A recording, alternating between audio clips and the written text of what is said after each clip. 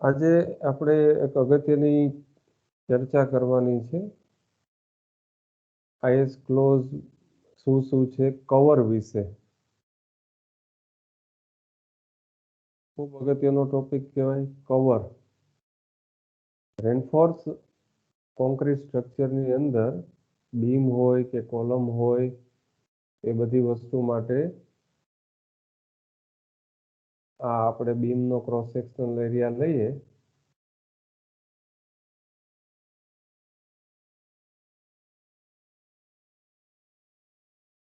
અહીંયા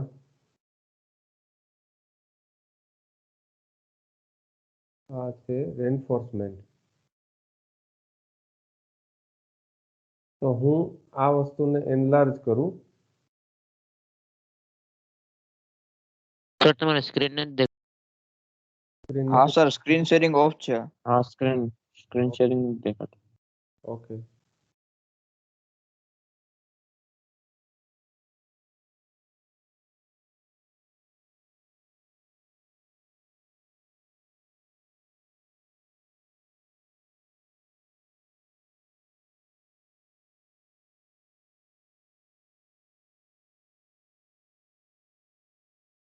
હવે દેખાય છે?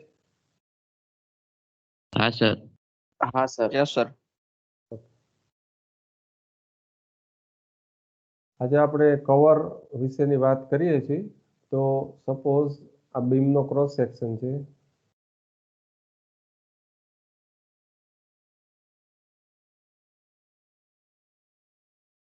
અને અહીંયા આપણું રેનફોર્સમેન્ટ છે. અને હું એનલાર્જ કરું તો આ વસ્તુ બીમનું બોટમ છે અને અહીંયા આ રેનફોર્સમેન્ટ છે. અહીંયા બીમ છે એટલે સ્ટીરઅપ્સ આવેલી હોય જે આપણે શિયર ફોર્સને રેઝિસ્ટ કરવા માટે. તો બીમના બોટમથી આ જે સ્ટીરઅપ શરૂ થાય આ ભાગ છે એને આપણે શું કહીશું? Nominal cover. આ ભાગને આપણે કહીશું નોમિનલ કવર. તો નોમિનલ કવર એની વ્યાખ્યા આઈએસ કોડમાં આપેલી છે.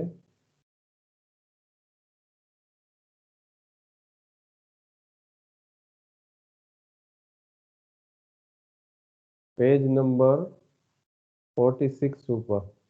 Nominal cover to reinforcement. Nominal cover to reinforcement. Nominal cover. Nominal cover is the design depth of the concrete cover to all steel reinforcement including links.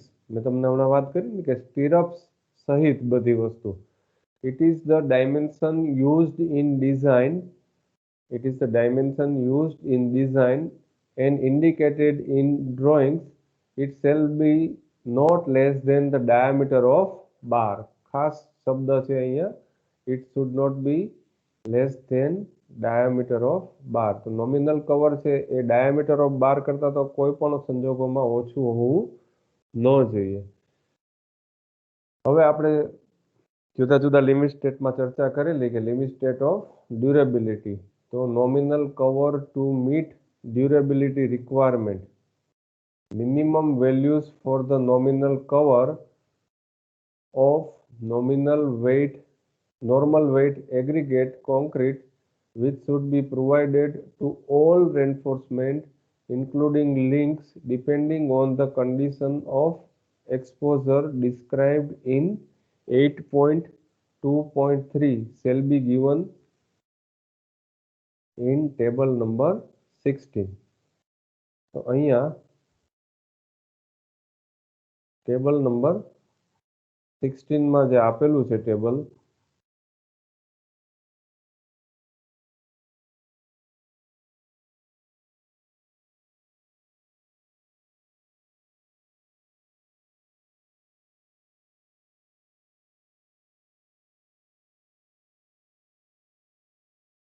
અહીંયા આપેલું છે Table number 16. Nominal cover to meet the durability requirement. Exposure condition mild હોય તો nominal cover કેટલું રાખવાનું 20. Exposure condition જો moderate હોય તો nominal cover રાખવાનું છે 30. Severe હોય તો nominal cover ની કિંમત થશે 45. Very severe હોય તો 50 અને એક્સ્ટ્રીમ હોય તો 75 mm નું કવર આપણે નોમિનલ કવર રાખવું પડે. શાના માટે? ડ્યુરેબિલિટી રિક્વાયરમેન્ટ માટે. તો main reinforcement up to 12 mm diameter and mild exposure, the nominal cover may be reduced by 5 mm. જો તમારું મેઇન રેન્ફોર્સમેન્ટ છે એ 12 mm હોય અને માઇલ્ડ એક્સપોઝર હોય 12 mm થી ઓછું હોય તો 12 mm અથવા તો 12 mm થી ઓછું હોય તો આમાં તમે 5 mm નો ઘટાડો કરી શકો. ક્યારે? માઇલ્ડ એક્સપોઝર માટે. Unless specified otherwise, actual concrete cover should not be deviate from the required nominal cover by +10 અને 0 mm. એનો મતલબ શું થયો કે વધુમાં વધુ તમે નોમિનલ કવર +10 mm વધારે રાખી શકો, એનાથી વધારે નહીં. ઓછું તો કોઈ પણ જગ્યાએ રાખી ના શકો. અને for exposure condition severe and very severe, reduction of 5 mm may be made where concrete grade is M35 and above. એટલે કે વેરી સિવિયર અને સિવિયર કન્ડિશન છે ત્યાં તમે M35 ગ્રેડ વાપરતા હો અથવા તેનાથી ઉપરનો કોન્ક્રીટનો ગ્રેડ વાપરતા હો તો આપણે કવરમાં 5 mm નો ઘટાડો કરી શકીએ. હવે પ્રશ્ન એ થાય કે આ exposure condition mild, moderate, severe, very severe અને એક્સ્ટ્રીમ કેવી કોને આપણે, રાઈટ? તો એ છે IS કોડમાં જ આપેલું છે.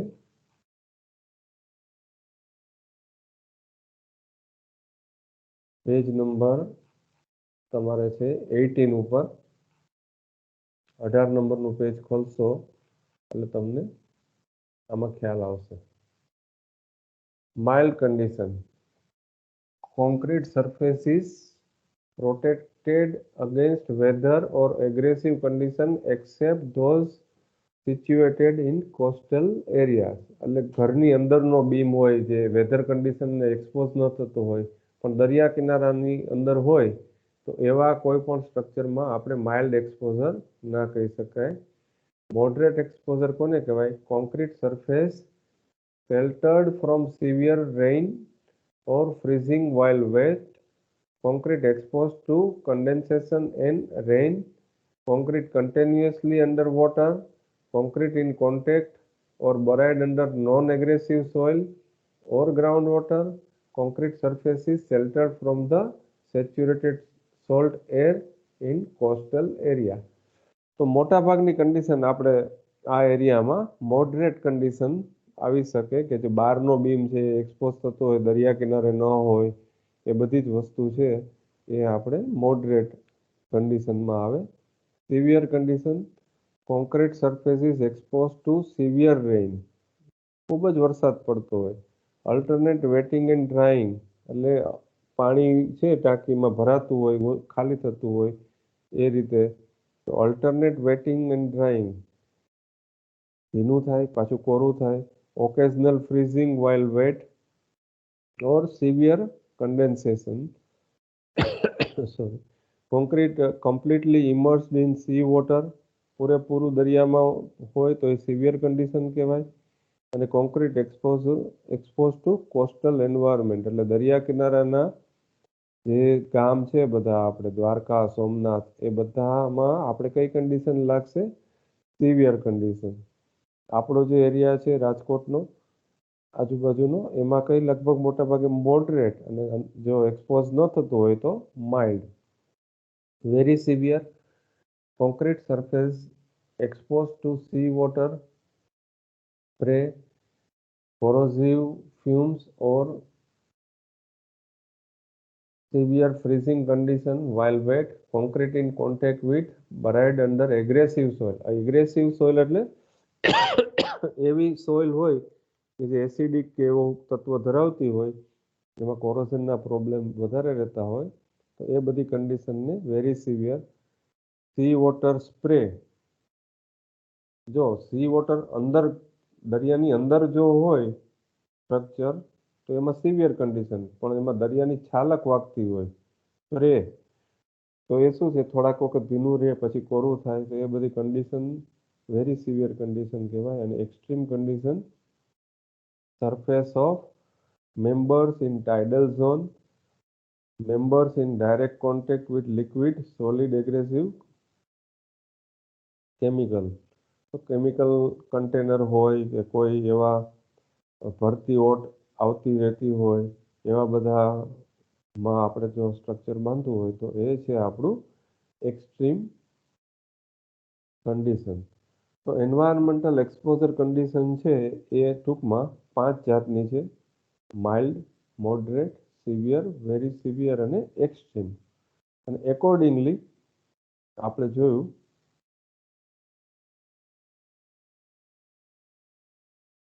કે એના ઉપરથી આપણને કવર કેટલું રાખવું એ વસ્તુ અહીંયા કહેવામાં આવી છે. જો માઇલ્ડ કન્ડિશન હોય નોમિનલ કવર છે 20 mm, મોડરેટ કન્ડિશન હોય તો 30 mm, સિવિયર હોય તો 45, વેરી સિવિયર હોય તો 50 અને એક્સ્ટ્રીમ હોય તો 75. અને આમાં થોડાક કઈ રીતે ફેરફાર કરી શકાય એ 3 લાઈન આપેલી છે. પરંતુ એક વસ્તુ અહીંયા ખાસ જોવા જેવી છે.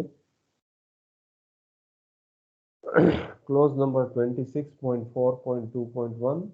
However, for a longitudinal reinforcing bar in column, nominal cover shall in any case not be less than 40 mm. કોલમની અંદર તમારે નોમિનલ કવર કેટલું રાખવું પડશે? 40 mm minimum, or less than the diameter of such bar. In case of column, minimum dimension of 200 mm or under whose reinforcing bar is not exceeding 12 mm, nominal cover of 25 mm may be used. તો કોલમમાં તો તમારે 40 mm રાખવું પડે, પણ થોડુંક relaxation આપેલું છે કે કોલમની સાઇઝ જો 200 mm હોય એક સાઇઝ, અથવા તો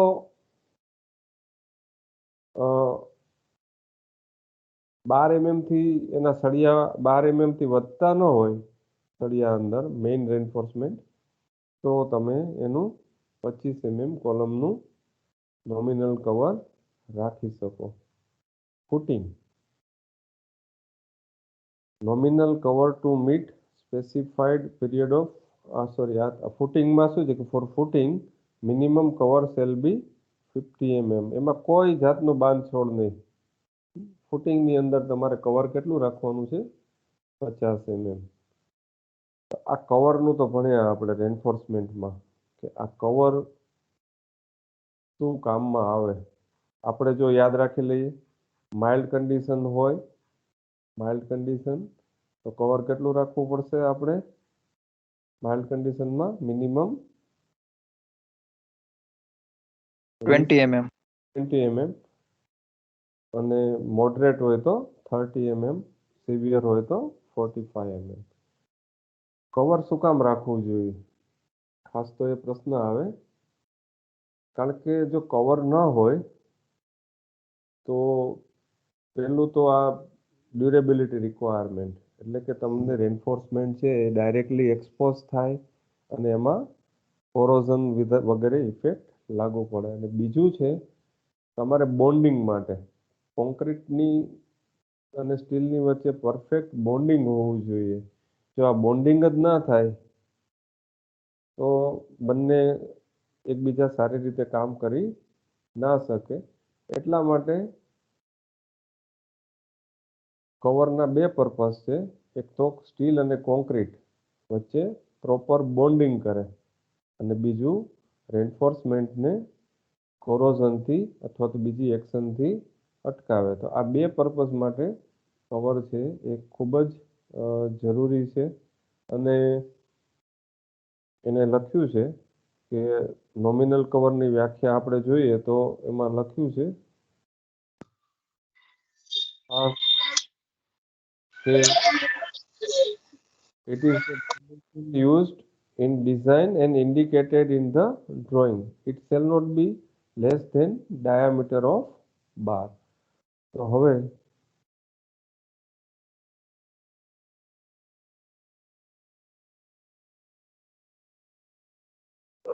સપોઝ ફરી એક વખત આપણે જોઈએ આપણું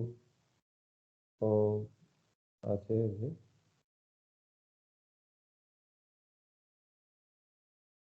કોઈ પણ આ બીમ લઈએ આપણે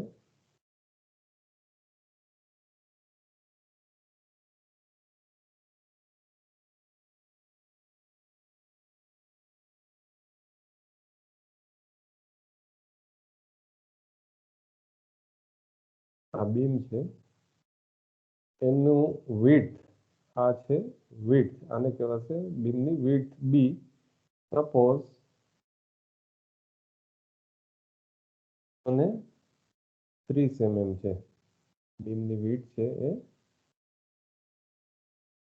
230 mm છે અને ડેપ્થ બીમની છે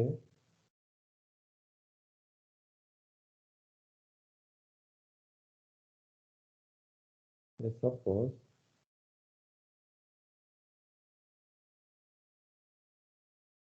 500 mm ટોટલ આ જે ડેપ્થ છે એને બીમની ડેપ્થ છે એને શું કહેવાશે ટોટલ ડેપ્થ એને શેના વડે દર્શાવાશે કેપિટલ ડી વડે આ બીમની ટોટલ ડેપ્થ ડી હવે એમાં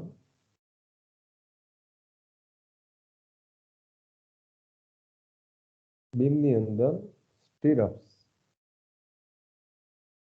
બીમની અંદર છે સ્ટીરપ્સ છે આ જે સ્ટીરપ્સ છે આ જે સ્ટીરપ્સ છે ધેટ ઇઝ 6 mm ના ડાયામીટરના સ્ટીરપ્સ છે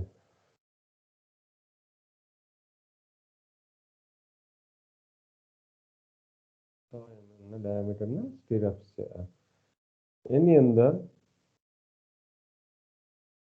16 mm ના ટોર સ્ટીલના 3 સળિયા છે અથવા તો રેન્ફોર્સમેન્ટ છે આ રીતે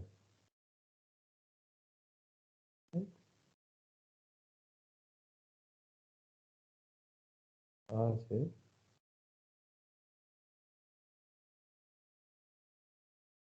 HYSD લખું છું આમાં સિમ્બોલ નથી એટલે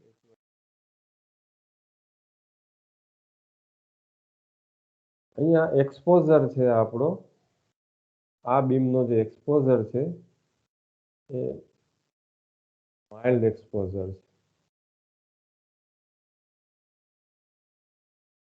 છે માઇલ્ડ એક્સપોઝર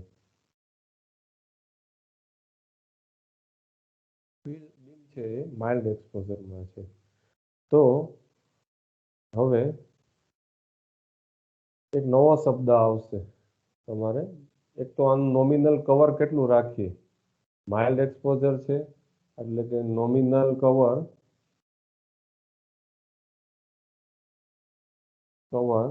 આપણું રહેશે 20 mm નોમિનલ કવર રહેશે 20 mm નોમિનલ કવર એટલે હું ફરી એક વખત તમને એનલાર્જ કરીને બતાવું આ બીમનો બોટમ છે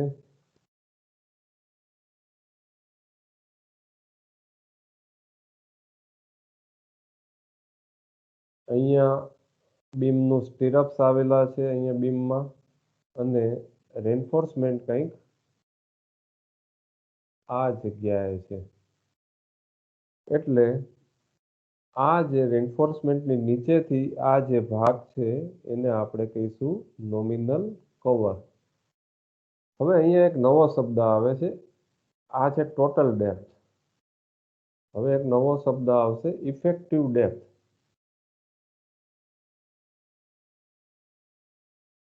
નવો શબ્દ છે effective depth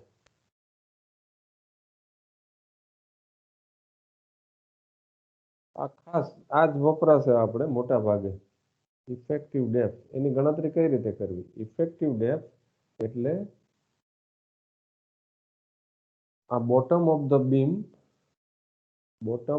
beam two centre of the reinforcement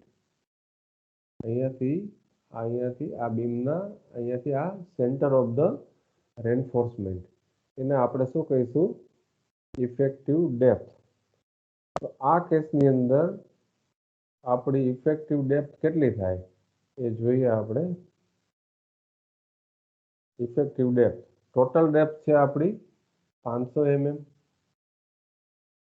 nominal cover છે આપણું 20 mm ડાયામીટર ઓફ ધ બાર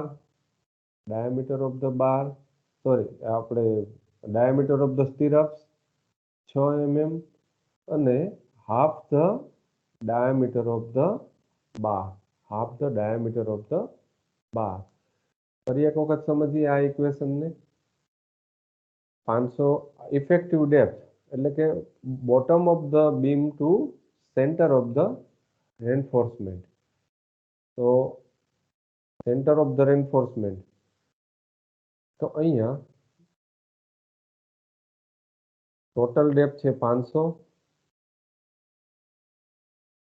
એમાંથી નોમિનલ કવર 20 બાદ કરીએ પછી સ્ટીરપ્સનો ડાયામીટર બાદ કરીએ અને half the diameter of the bar એ બાદ કરીએ એટલે આપણે આવશે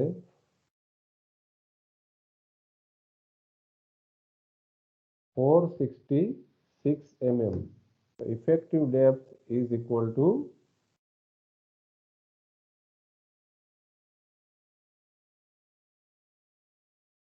આ ક્લિયર કવર કહેવાય અથવા તો નોમિનલ કહેવાય ઇફેક્ટિવ કવર એટલે અહીંયાથી આ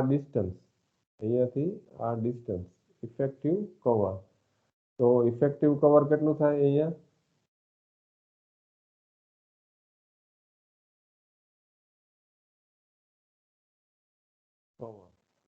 cover is equal to 20 mm nominal cover plus diameter of the stirrups and plus half the diameter of the bar 20 plus 6 26 plus 8 એટલે કે 34 mm is the effective cover તો આ બંને ડાયમેન્શન તમારે બતાવવા પડે અંદર total depth is equal to this and D is equal to 466 equal to 4 તો ડિઝાઇન કેલ્ક્યુલેશન્સ માટે આપણે શું વપરાશે ઇફેક્ટિવ ડેપ્થ વપરાશે બીમની નહીં કે ટોટલ ડેપ્થ રાઈટ તો ઇફેક્ટિવ ડેપ્થ કઈ રીતે ફાઇન્ડ કરવી એ આપણે લેબોરેટરીમાં પણ પછી ચર્ચા કરશું વધારે એક્ઝામ્પલ હવે એ પ્રશ્ન એમ થાય કે ડાયામીટર ઓફ ધ બાર જુદા જુદા હોય તો શું કરવું અહીંયા 2 16 mm હોય ને એક 12 mm હોય તો કયા સેન્ટરમાં લેવું તેનો જવાબ છે લાર્જર ડાયામીટરના સેન્ટર ઉપર તમારે લેવું પડે ઇફેક્ટિવ કવર છે અહીંયા જો તમારા 2 ડાયામીટર ઓફ બાર 2 મોટા હોય અને એક 12 mm હોય 2 16 mm છે તો આપણે અહીંયા સેન્ટર સુધીનું અંતર આપણે લેવું પડે right so this is the method to find out effective depth હવે આ કવરની વાત કરી આ છે cover to meet durability requirement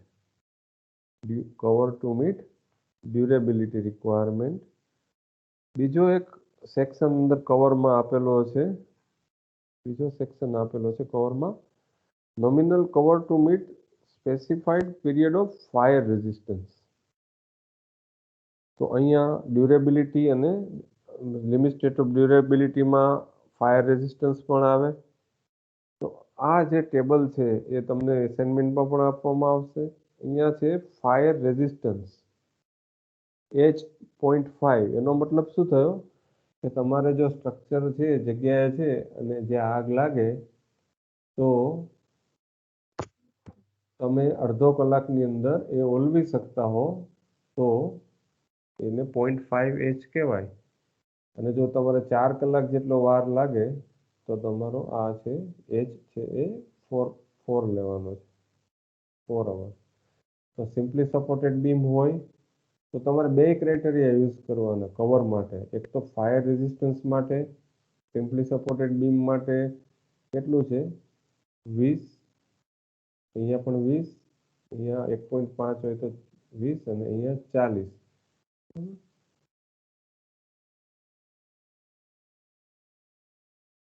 So અહીંયા cases that lie below the bold line require attention to be additional measure necessary to reduce risk of spalling. એટલે કે concrete બહાર નીકળી જાય એનું ધ્યાન રાખવાનું. તો આ બધી વસ્તુ કન્ટિન્યુઅસ બીમ હોય તો કેટલું, સ્લેબ હોય તો તમારે કેટલું રાખવાનું, કન્ટિન્યુઅસ સ્લેબ હોય તો કેટલું, રિબ્સ સિમ્પલી સપોર્ટેડ હોય તો કેટલું રાખવાનું. તો જો 2 કલાકમાં તમે ફાયર રેઝિસ્ટન્સ તમારો હોય 2 કલાક નોમિનલ એક્સપોઝર હોય તો તમે અહીંયા તમારે મિનિમમ 40 તો રાખવું જ પડે કવર. કન્ટિન્યુઅસ બીમ હોય તો 30 રાખવું પડે. પછી તમે એમ નહીં કહી શકો કે માઇલ્ડ એક્સપોઝર છે એટલા માટે માઇલ્ડ એક્સપોઝર છે મારું તો હું 20 જ રાખું, પણ આ ફાયર રેઝિસ્ટન્સને પણ તમારે આ ધ્યાન રાખવું પડે. તો આ બે રિક્વાયરમેન્ટ કવરની છે આઈએસ કોડમાં અને ખૂબ જ અગત્યની છે. તો અહીંયા આપણે નોમિનલ કવર અને ઇફેક્ટિવ કવર, ટોટલ ડેપ્થ અને ઇફેક્ટિવ ડેપ્થ એ બે વસ્તુની ચર્ચા કરી. હજી ફાયર રેઝિસ્ટન્સ માટે ત્રીજી વસ્તુ મારે જે કહેવાની છે કે જેથી તમે એસાઇનમેન્ટ ઝડપથી પૂરા કરી શકો તમારા, અહીંયા આપેલું છે તમને શરૂઆતમાં આઈએસ કોડમાં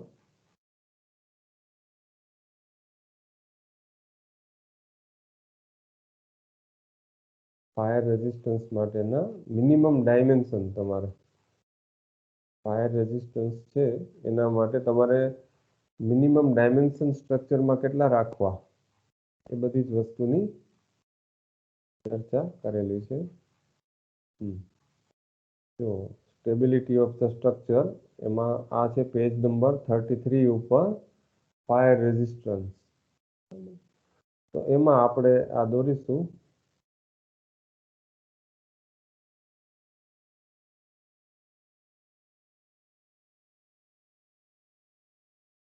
બી.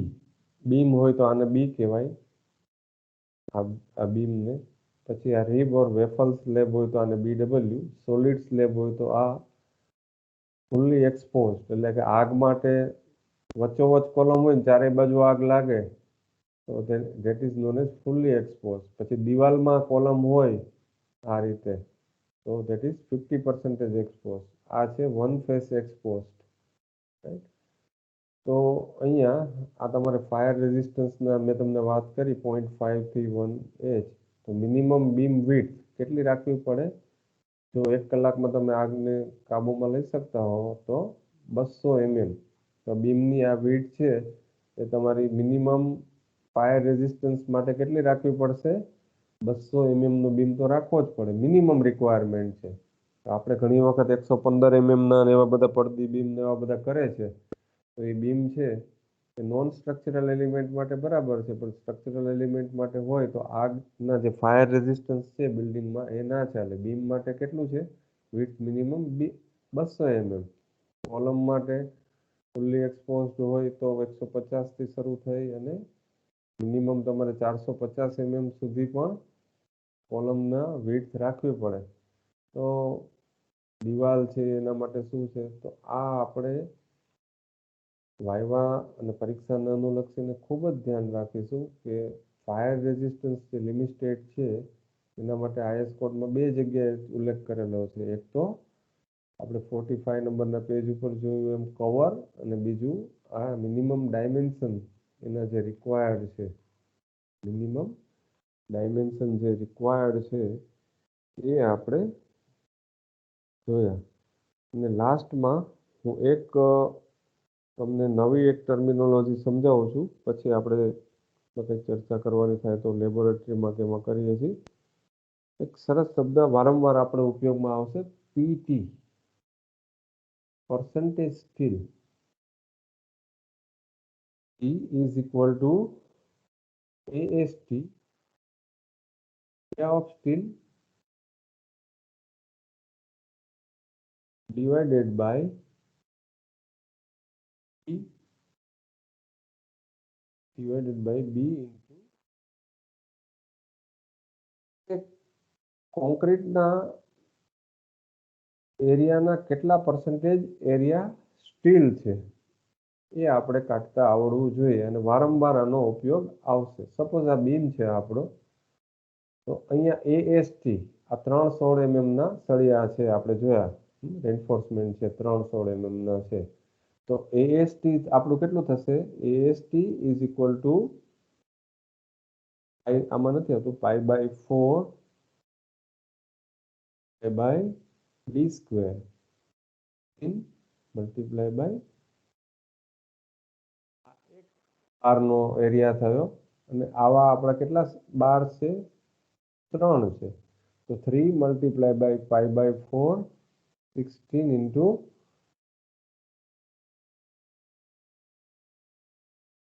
gives આપણને જે એરિયા આપે છે ગણતરી કરીએ આપણે તો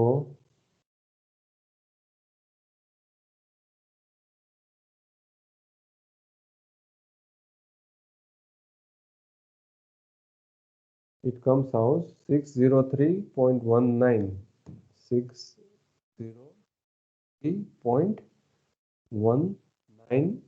mm સ્ક્વેર અથવા તો સ્ક્વેર mm 603.19. તો આમાં રેન્ફોર્સમેન્ટનો એરિયા કેટલો છે? Very simple, 3 into π/4 d square. તો PT બરાબર આપણે જોઈએ તો PT is equal to area of steel, that is 603.19 divided by E છે આપણો 230 mm અને D ઇફેક્ટિવ ડેપ્થ એ આપણે ગણતરી કરી 400. જો અહીંયા ઉપયોગમાં હવે મોટાભાગે આપણે ઇફેક્ટિવ ડેપ્થની જ ગણતરી કરવાની રહેશે અને મલ્ટીપ્લાય બાય અહીંયા આપણે લઈએ તો PT area of steel BD multiply by કેટલા પરસેન્ટેજ સ્ટીલ છે 100. તો it comes out 603.19 divided by 230 multiplied by 466 multiplied by 100 multiplied by અને આખાને 0.06%.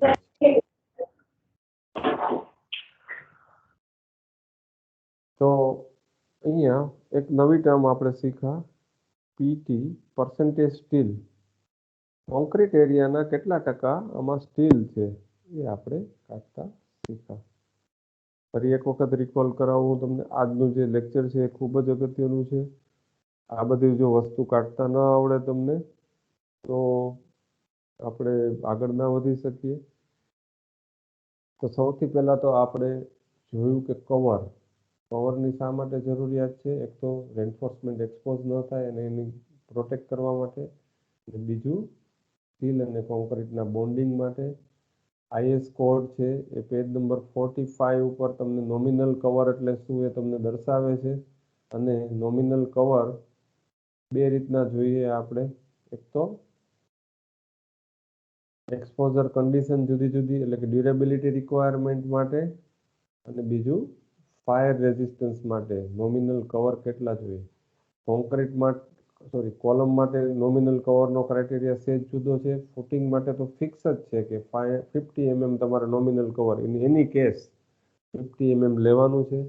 આ નોમિનલ કવર આપણને મળે, એના ઉપરથી આપણે જે ટોટલ ડેપ્થ હોય બીમ છે સ્લેબ છે વગેરે એમાંથી ટોટલ ડેપ્થમાંથી તમે આ કવર ઇફેક્ટિવ કવર ગણતરી કરો અને બાદ કરો એટલે તમને શું મળશે ટોટલ ડેપ્થમાંથી તમને મળશે ઇફેક્ટિવ ડેપ્થ છે એ બધા જ કેલ્ક્યુલેશનમાં ઇફેક્ટિવ ડેપ્થનો ઉપયોગ થાય તો અહીંયા જો 500 mm ટોટલ ડેપ્થ હતી તો નોમિનલ કવર માઇલ્ડ એક્સપોઝરમાં 20 mm 6 mm સ્ટીરપ્સ અને centre of the bar is 16/2 એટલે કે આપણને 466 mm અહીંયા મળે છે આપણને ઇફેક્ટિવ ડેપ્થ પછી આપણે જુદા જુદા ફાયર રેઝિસ્ટન્સ માટે મિનિમમ ડાયમેન્શન સ્ટ્રક્ચરનું કેટલું હોવું જોઈએ એ પણ જોયું અને છેલ્લે આપણે જોયું કે પર્સન્ટેજ સ્ટીલ જે છે એ એનું સૂત્ર છે area of steel divided by B into D multiply by 100 તો આ પીટી છે એનો ઉપયોગ વારંવાર આપણે કરશું કે પીટી જો તમારો જે છે પીટી એ કેટલા ટકા છે એના ઉપરથી તમને ઘણો બધો આઈડિયા આવી જાય તો અહીંયા આપણો જે બીમ છે એમાં દાખલો ગણ્યો એમાં આપણું પર્સન્ટેજ સ્ટીલ છે એ 0.56% આવે છે આપણું